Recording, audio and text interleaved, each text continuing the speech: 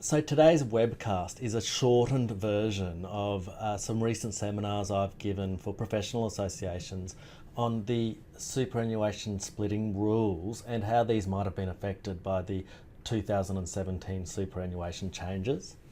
So it's an abridged version where I'm mainly just telling some of the stories that I related in those seminars, and I've skipped out the technical aspects of it where I'm explaining what the rules are and how they work in practice. So, that will be for another day if you wanted that more technical kind of data.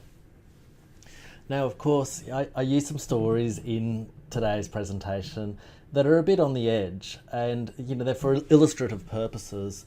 And it's got to be for any of these stories. It's really got to be for a genuine purpose of facilitating a settlement on a property settlement on the breakdown of a relationship. Not to try to get around the rules or early access to super. Having said that, hopefully some of these stories should be of some entertainment for you. And so just, as a basic recap, the items that I really focus in on in this upcoming seminar are, we've now got this total super balance of $1.6 million per member, which has really changed the game, as in, people want to re-look at their financial agreements with, their superannuation clauses in it, and when they're negotiating any property settlement on the breakdown of a relationship, because a dollar inside super is worth more than a dollar outside of super for those people who've got those, larger balances. So you have a look at the superannuation environment in Australia, and it has just surpassed $2.3 trillion. And for a word person like me, a lawyer, it's hard for me to fathom, what is $1 trillion? And so I went back to those old slides and scenarios from the global financial crisis to get some perspective on this. And so you see this slide here that's a person, and he's in front of two pallets. Each pallet is $100 million US. So you see this is, a football field or more. See how many pallets are lined up there. And each pallet is $100 million. So, a huge amount of money, and that's, 2.3 times that is the amount of wealth in the Australian superannuation system. And you break down the Australian superannuation system, and it's all owned by individuals. And of course, individuals have spouses, and we all know that human nature is that, a great many of those spouses will break up.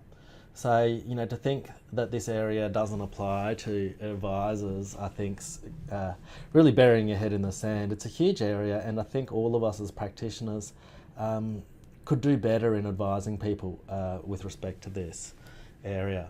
I know we've got a family lawyer in our office, and so that's good that he can work with the tax specialist and me as a super advisor. But I know a lot of family lawyers have got a reputation out there for, really going ahead and, just making the orders without thinking about, the tax implications or how that affects the super rules, or, what the underlying value of the assets are, and, what the unrealised gains from doing what they're doing might be, what the CGT rollover relief might be. So, I think also for family lawyers, there's a real opportunity to, work closer with the accountants and the tax specialists to achieve some really optimal results for clients. Let's go on and tell some stories. So in this case here, we've got Shifty Steve. He's been married once or twice before by the looks of him, and he's going out with a lady who's 20 years his junior. Steve has $2 million in super and $5 million of assets outside of super. And his spouse Carol has $75,000 in super. The financial agreement says that if they split up, Carol gets a base amount of $100,000 of Steve's super for each year that they are together, up to a maximum of 50% of Steve's super balance at the time of separation. So having a look at this, Steve and Carol, Steve might want to actually redo his financial agreement, perhaps to give Carol a greater share of the pie outside of super, and less of his super balance. And the reason is because he's over that $1.6 million total superannuation balance. So he can't put any after-tax money into super anymore.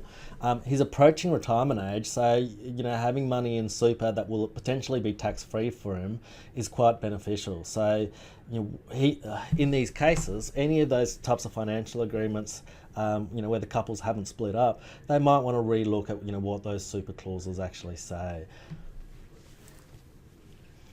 Similarly, if you've got spouses, the idea is you want each spouse to basically have about $1.6 million worth of super, so they can really maximise that tax-free pension when they reach that retirement phase.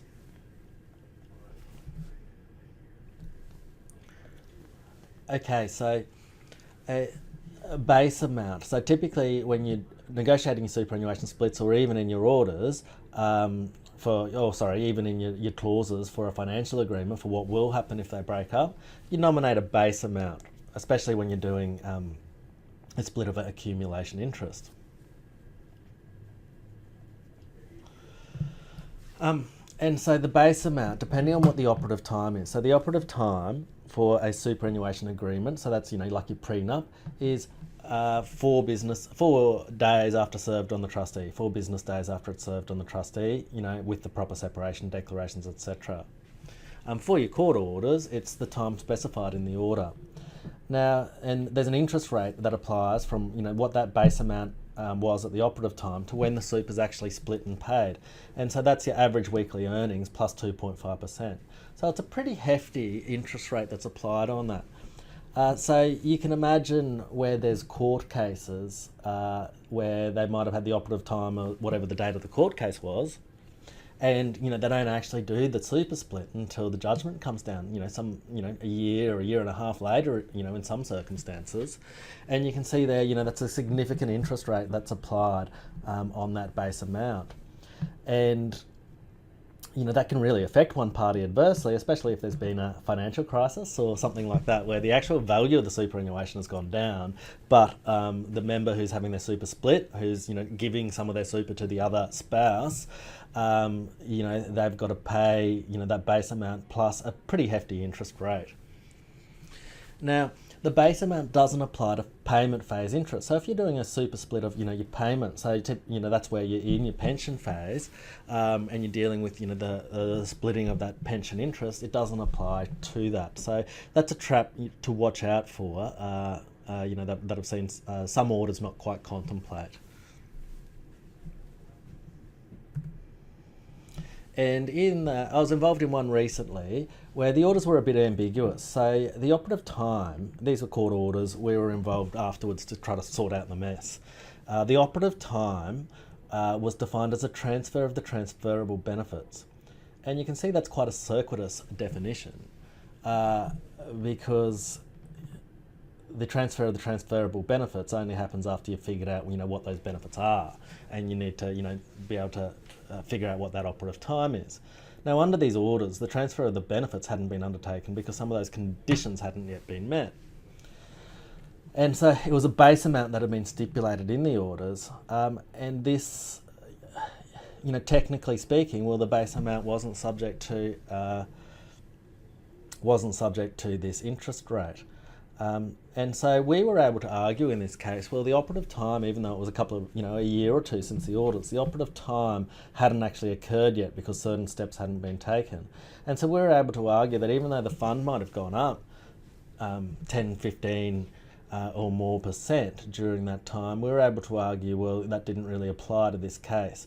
We negotiated a settlement in that one, but you can see that it might not have been what the parties necessarily intended or what the judge intended in imposing that order, but because the orders were a bit ambiguous and didn't specify for that occurrence, we were able to negotiate a favourable result for our client. Now, allocation of expenses. So, self-managed super funds typically, you've got to get special accounting done for the fund, etc. Now, those kind of expenses are typically paid by both parties. However, if the non-member spouse, so the member taking the super benefits, getting the benefit of the split, is to be paid the whole amount of each splittable payment, the non-member spouse is liable for that fee. So in that circumstance, we might be able to negotiate that those special accounting fees, your brokerage fees and those types of things to affect the split are all paid out of the non-member spouse, so the spouse who gets the super benefits interest. Of course, those general expenses such as your audit fees and your annual accounting fees, etc., they'd be shared in the normal manner between the members.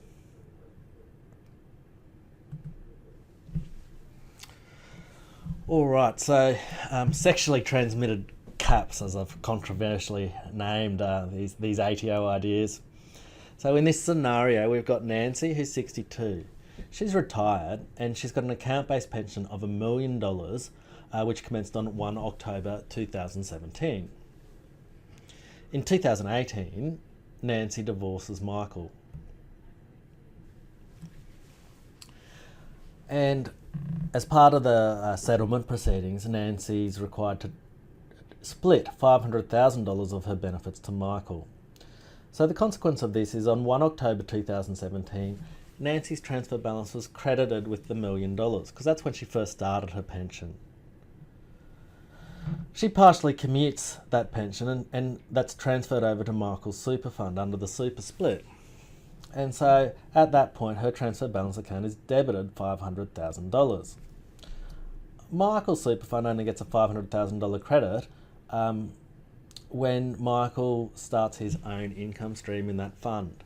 So that's really vanilla. That makes a lot of sense, just under the usual debit and credit rules for that transfer balance account. And that's straight out of the ATO's Superannuation Guidance 12, which deals with how we deal with these caps in the event of relationship breakdown, how we deal with your transfer balance accounts and those personal caps. Where it gets a bit more tricky is when we're talking about payment phase interests. Now, quite typically what we do in a lot of self-managed super funds, instead of splitting an actual pension phase, we'd actually do a partial commutation of that pension back to accumulation, and then we'd make the order over an accumulation interest as a base amount rather than doing these percentage splits. Percentage splits can give you a bit more certainty though when you don't want that risk of whether the market's going up or down, or there might be some significant time between the operative date and the date that the transfer of the benefits actually happens. If you do a percentage split with the payments, at least both parties are taking equal risk with the ups and the downs of the market. But in this example, so Justin had a pension income stream, so a retirement phase income stream they call it now, so a tax-free one, of $1.6 million on 30 June 2017. On 18 November 2017, Lizzie leaves. And she hasn't started an income stream. So the court orders 60% of Justin's retirement phase income stream to Lizzie, with an operative date of 1 April 2018. And Justin's income stream is $1.161 million on that 1 April 2018. So it's gone up $100,000 between June 17 and April 2018. So one of the parties of the marriage has to notify the commissioner of the payment split, so Justin does that. Now, how does that affect their personal transfer balance account? So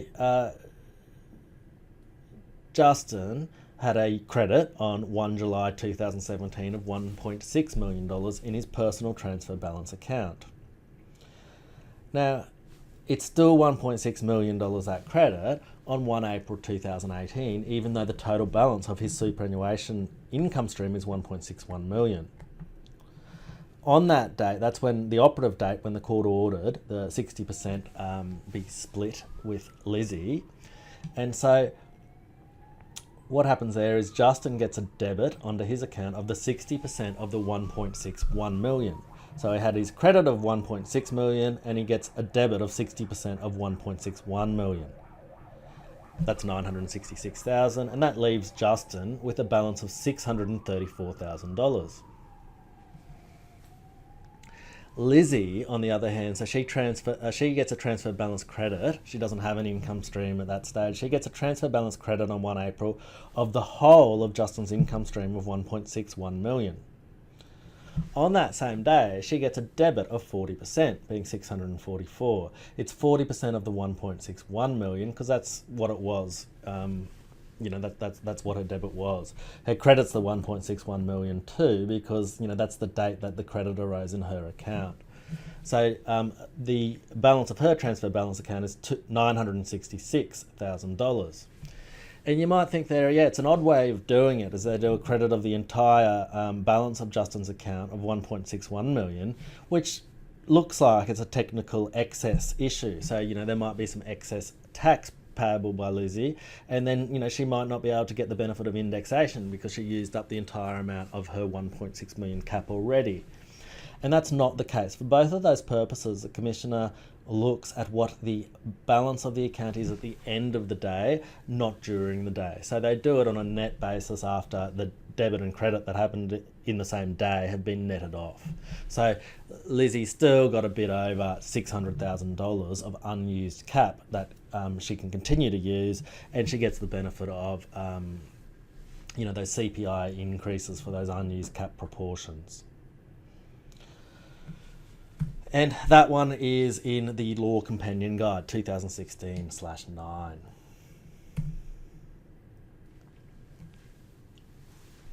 So here, poor Kelly by the look of her, or not so poor, she's got $1 million of tax-free super benefits. So she's got something going for her. But luckily for her, I guess, she's splitting up with Anthony here, who's got $2 million of benefits, 100% taxable. And so it was ordered that their benefits be equal. So it was ordered that $500,000 of Anthony's benefits be split to Kelly. So they have $1.5 million of benefits each.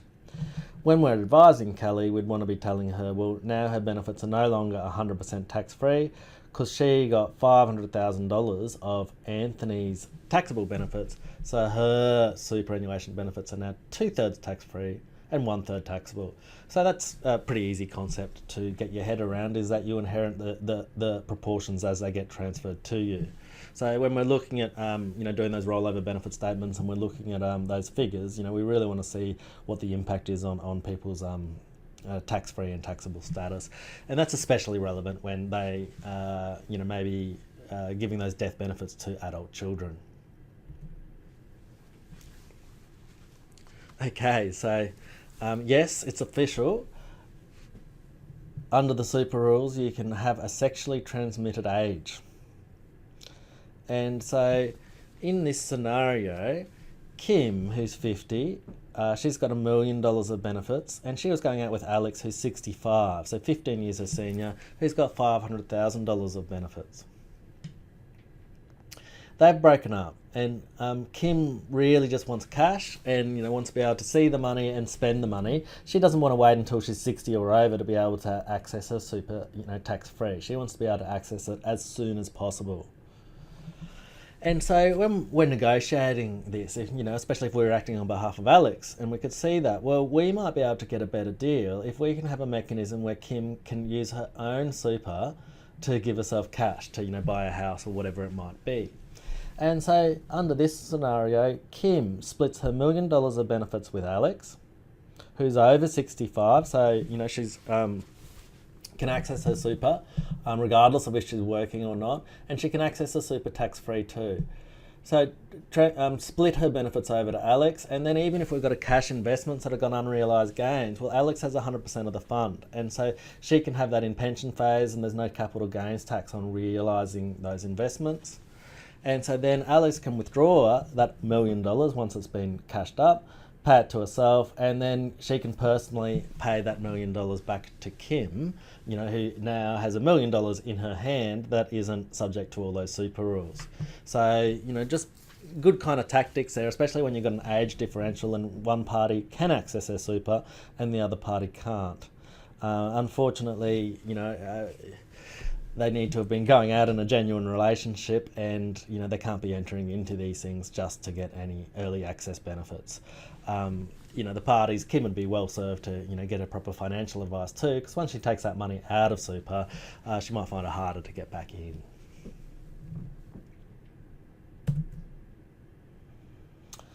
Now, under that same sexually transmitted age heading, I'll just have another scenario where we've got a few more details in here.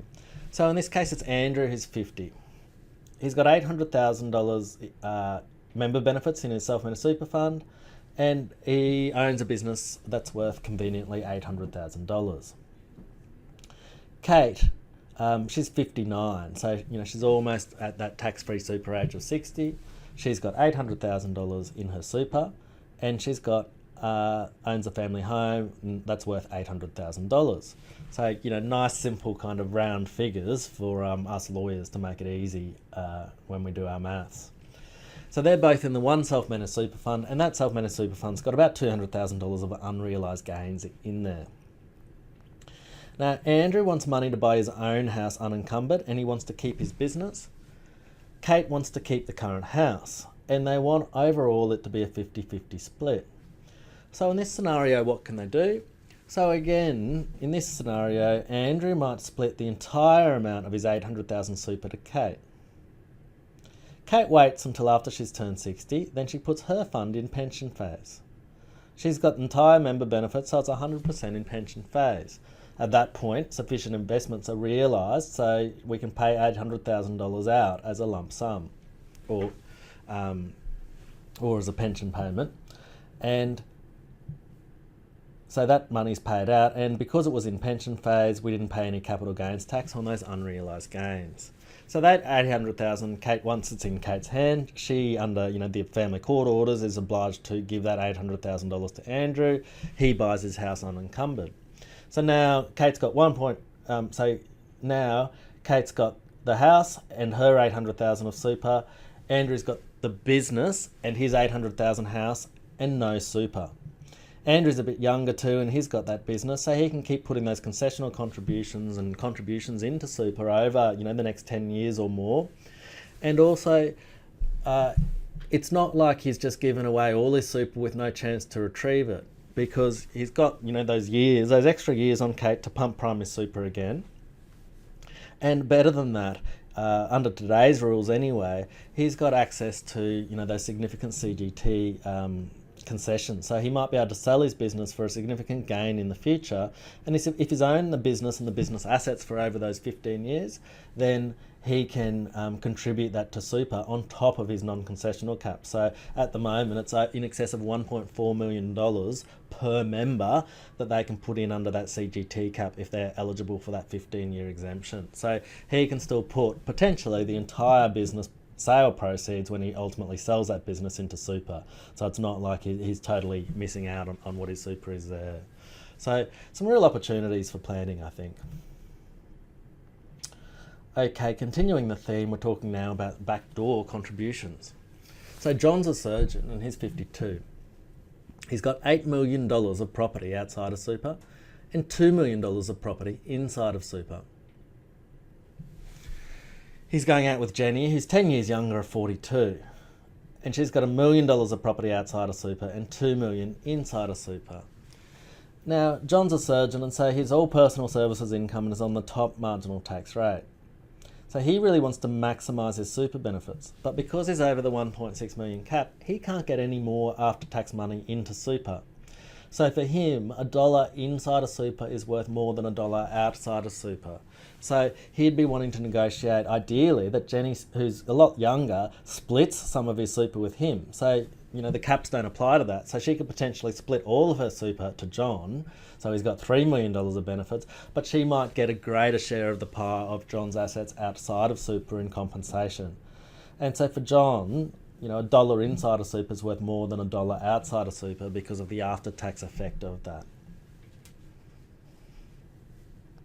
And we had this situation where, when these massive changes were announced, that people were negotiating these agreements actually went back to the negotiating table after they had what was thought to be a done deal, because these super rules really changed the nature of the game. So using splitting to increase your super balance. So here we've got some pretty young people, Jack and Cecily. They look like trackies in this slide. Maybe they're young, successful startups, because they've got quite healthy superannuation balances.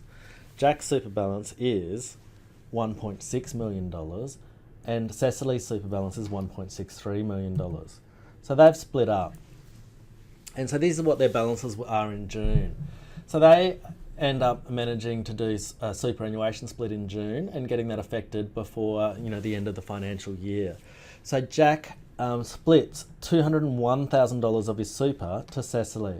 So that means Jack's super balance goes from 1.6 million down to 1.399 million, and Cecily's super balance goes up by that amount up to 1.831 million. Now, both of Jack and Cecily, before they did this, weren't allowed to put in any extra non-concessional contributions because they both had a total super balance of over 1.6 million. But now, as Jack's super balance is down to less than $1.4 million on 1 July, Jack can contribute $300,000 as a non-concessional contribution. And that's even though he's only got, even though it's 1.399 million, so he's only really got $201,000 before he reaches that 1.6. Because the way the rules work, he can actually use that bring forward rule and he can contribute the whole $300,000 because he's less than 1.4 million. So, there might be a circumstance where, using those numbers and depending on what money's outside of super, etc., a handy way to get an extra $100,000 into super. Okay, CGT rollover relief. I'm not going to go into the details of how the rollover relief applies in this talk. It is in my paper if you do want to read that. What I will say here is with the rollover relief is the effect of what it's set up to do is if there's a superannuation split, so the spouses split up, and then naturally you don't want the same spouses to continue in the self-managed super fund, so one of the spouses takes assets, whether it's shares or property, and they're rolled over as an in-specie rollover to the new fund. If they're eligible to the CGT rollover relief, it means that the old fund, the transferring fund, doesn't pay CGT on that rollover, and the new fund inherits the cost base of that asset. So what we've got to be careful of too under this scenario is, of course, the CGT elections. So we had this one-off opportunity in 2017 to adopt a CGT election for when pensions were reduced to the $1.6 million amount, etc., or where there was a transition to retirement pension being used. And the effect of that is that there were CGT elections that were made over assets to refresh that cost base to the market value in 2017, or the relevant time. And those elections, they're not really in the tax return apart from a total amount figure. So when we're doing our due diligence on a superannuation, on superannuation on a relationship breakdown, we've got to try to dig up what these CGT elections say, because that'll affect what the cost base of this asset is. Now, this next slide, I'll just give an example of what can go wrong where orders aren't carefully drafted. And so in this case, Brad has $1 million of member benefits and Angie has $500,000 of member benefits. And so they agree to a 50-50 split. So what that means is Brad has to split $250,000 of his member benefits to Angie. So they sign consent orders to allocate $250,000 base amount to Angie and reduce Brad's member benefits or his superannuation interest commensurately. And so they prepare off-market share transfers for the entire amount of Angie's balance of $750,000. And so how does a rollover relief apply to this? And so unfortunately what this is it means we only had the consent orders with respect to that split amount from Brad. So the CGT relief only applies to $250,000 worth of these shares.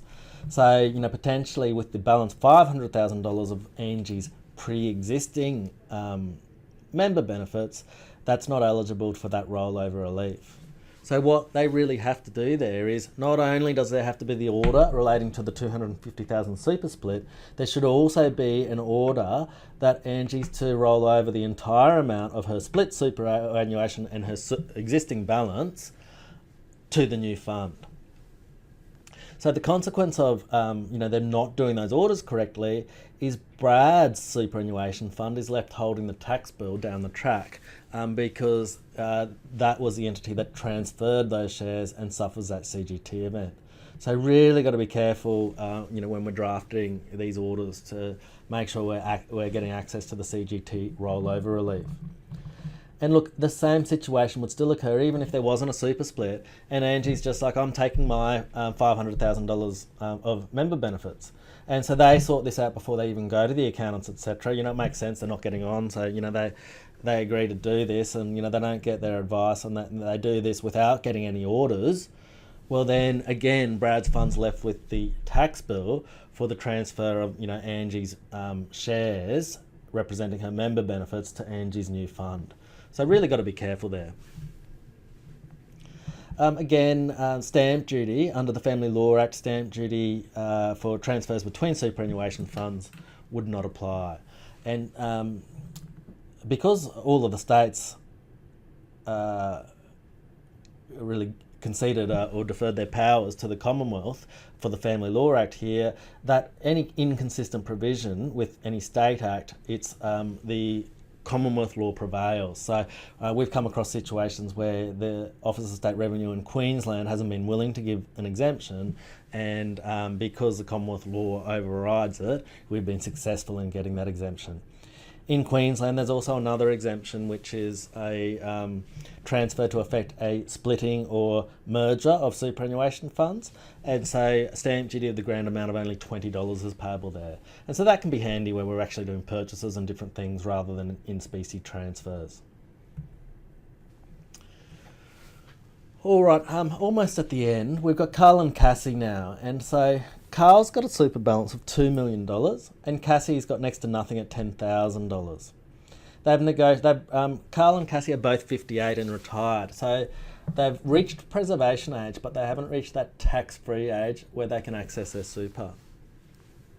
So they've negotiated that Cassie gets to keep the house and she wants $400,000 of cash.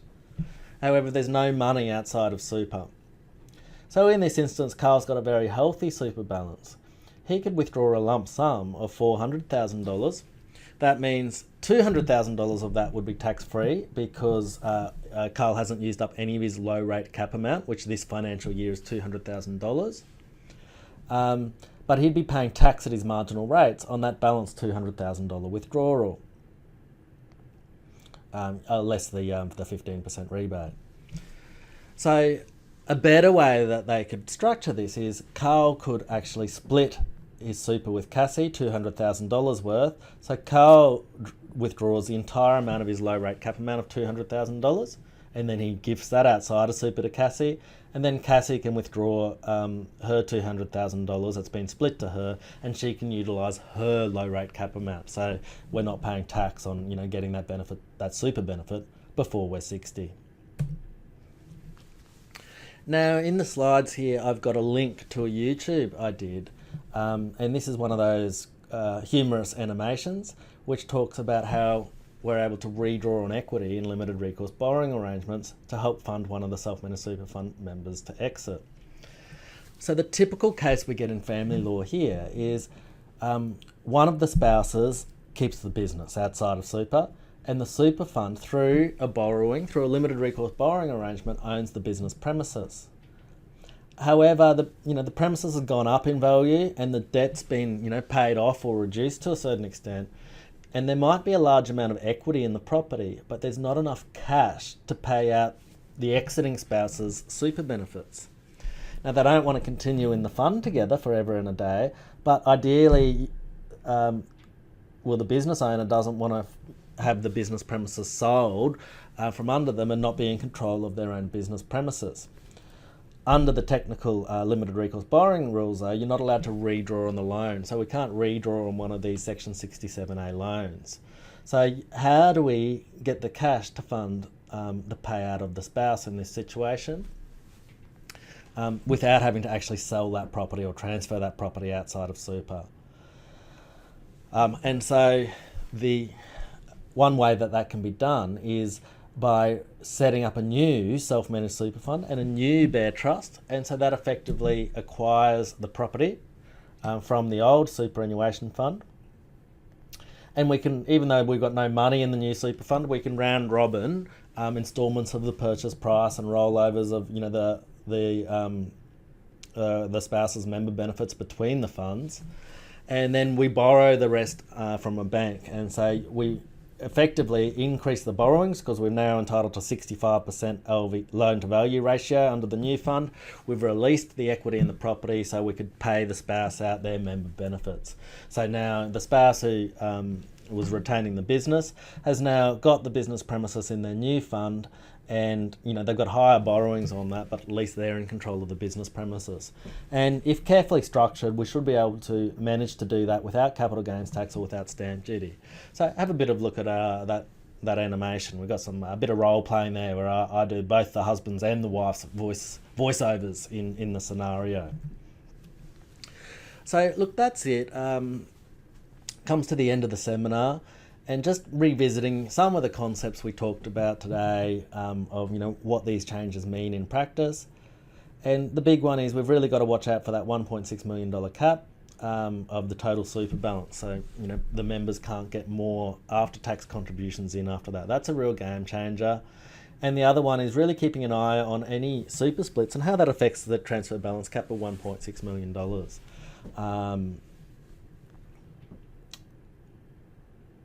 And managing that between the spouses and making sure we don't exceed any of those caps.